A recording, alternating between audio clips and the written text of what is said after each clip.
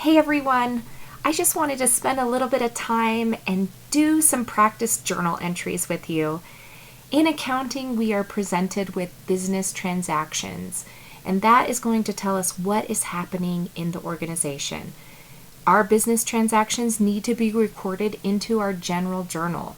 After we record into the general journal, we then post to the general ledger. So we're going to do some practice now. We're going to look at a couple different transactions and we are going to see what it looks like in the general journal. Okay, so on the left-hand side, you see some different transactions going on, but also a little chart. I like to call it the handy-dandy chart.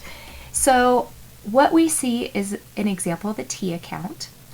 If you're new to accounting, we use T accounts to demonstrate what's happening with each transaction. You can see that my T account, that's what this little guy is right here. I have a DR and a CR. DR means debit, CR means credit. In accounting, debit just means left and credit just means right. It does not mean increase, it does not mean decrease, it means left and right. Then we have some different letters down here, A, D, E, L, C, R. Okay, A stands for assets. Assets are going to be different accounts such as cash or accounts receivable or supplies. Okay, these are going to be resources that the company owns. Then we see the D. The D stands for drawings. Some accounting books call it withdrawals. They mean the same thing. A drawing or a withdrawal represents the owner taking out a resource from the business, an asset, for personal use. Owners oftentimes invest into the business so they can withdraw those assets for their personal use, but we record it as a drawing. And E stands for expense. These are going to be the cost of doing business. It's what we need to pay for in order to generate revenues. We need to pay for the lights to stay on in our business. We need to pay for our employees. Those are examples of expenses. Then we have L, that stands for liabilities. These are going to be creditor claims against assets. Perhaps it's a note that you've taken out as a loan against an asset. Might be an account payable. You haven't paid a supplier for a product that you've purchased on account. The C stands for capital. This is going to represent assets the owner has invested into the business. And then we have R. That stands for revenues.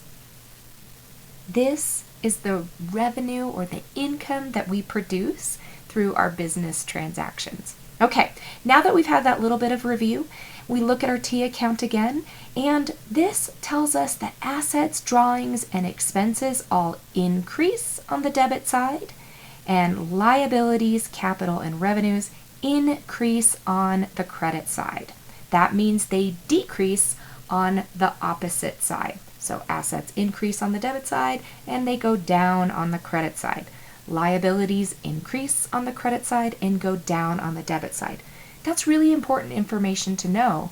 So if you don't know that, you might want to take some notes and write it down because that's going to help you with your journal entries. Okay, let's get to work. So the first one we see is on January 1st, the owner invested $10,000 cash to start the business.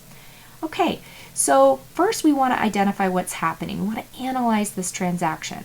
Whenever you see the owner invested, that's oftentimes going to signal that the account capital is being increased here.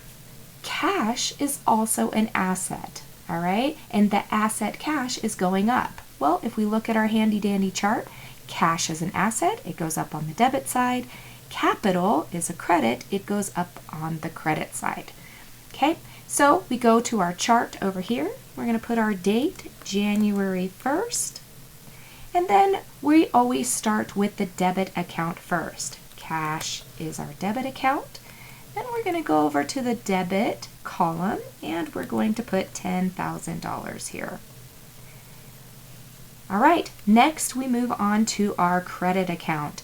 I'm going to indent because that's good form, and we are going to say owner's capital.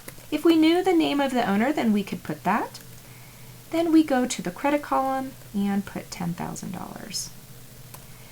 It's also a good practice to have a memo or an explanation about what happened. This helps us identify any errors because errors do happen. So we might say, and I like to use parentheses or maybe I indent, owner invested cash into the business. Something simple like that. Boom, then we're done. Now I like to skip a line, again, just to keep everything nice and neat. We see over here, on January 3rd, they purchased equipment for $25,000 from the supply store on account. All right, let's analyze what's happening here. So if they purchased equipment, that means it's going up. Equipment is an asset. Assets go up on the debit side. All right, how did we pay for it? It says that we paid on account. So that means we did not pay with cash. If we purchase something on account, we call that accounts payable. Accounts payable is a liability account. It means we owe money to another organization, another individual. And we look at our little handy dandy chart. Liabilities go up on the credit side, so that is my credit account. So let's go back over here to our general journal. Put January 3rd. Again, we said equipment was the debit account. I'm going to the debit side. Equipment went up by $25,000. And then I'm going to indent again, and accounts payable is our credit account for $25,000.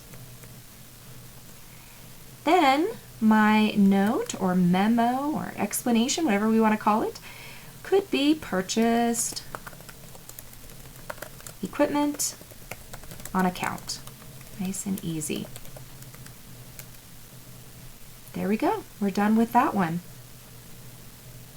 Okay, let's go back over here. Now it says that on January 4th, we paid $3,000 cash for rent. All right, so we know it's January 4th. Let's put that in there. Okay, let's analyze the transaction. If I paid cash, all right, that means my cash is going down. Cash is an asset. Assets go down on the credit side. So cash is going to be my credit account.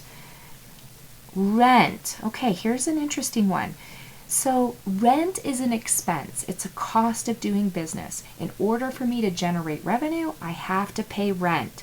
Rent is an expense. Okay, so we see here expenses are our debit account. Expenses go up on the debit side.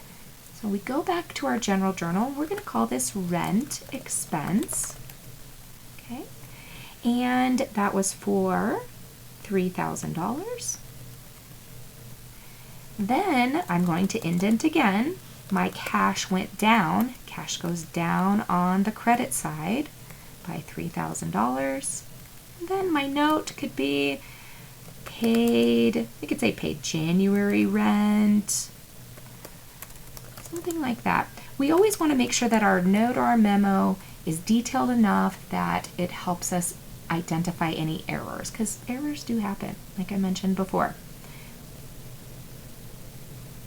Okay, let's look at the next one. So it says on January 5th, we billed customers $15,000 for services performed. Okay, let's see. So if we billed customers, we have not received the cash yet.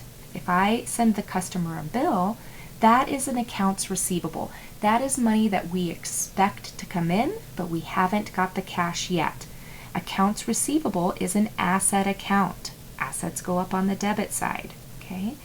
Now, services performed. Anytime we see something along that line, it should signal to us that we have a revenue. All right. We look at our little handy dandy chart and we see revenues go up on the credit side. So let's go to our general journal. Again, I'm skipping a line just to keep things nice and neat.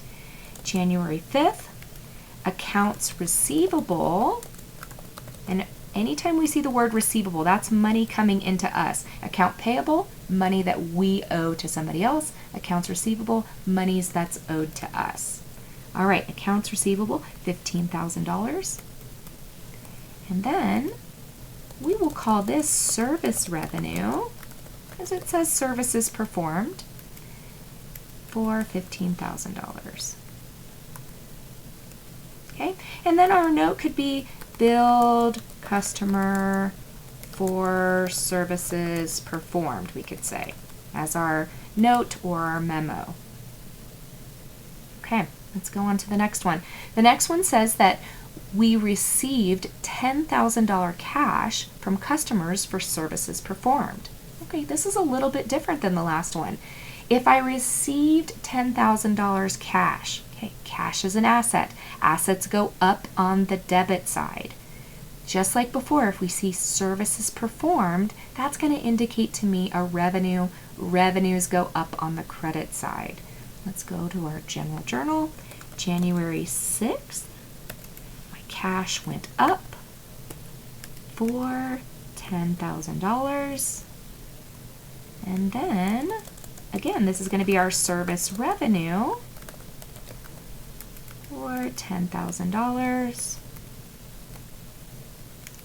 And then our memo could say received cash for services performed, something like that.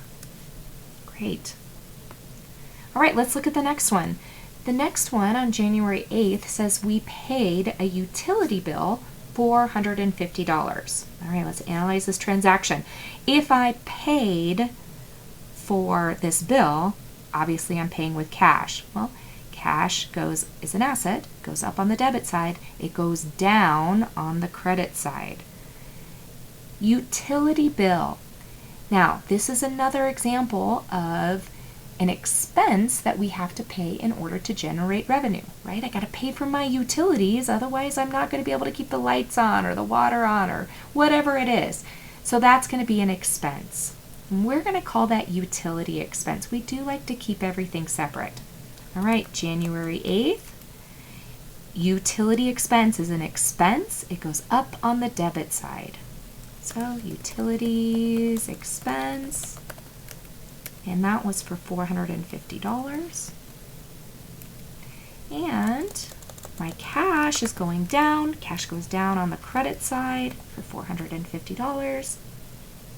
And then our memo could say paid utility bill. Great. Okay, that is a few examples of how to do journal entries. Again, the most important thing is to be able to identify what type of account we are working with, and then does it increase or decrease on the debit or credit side. And there you have it, folks. Hopefully that helps. Come back for more.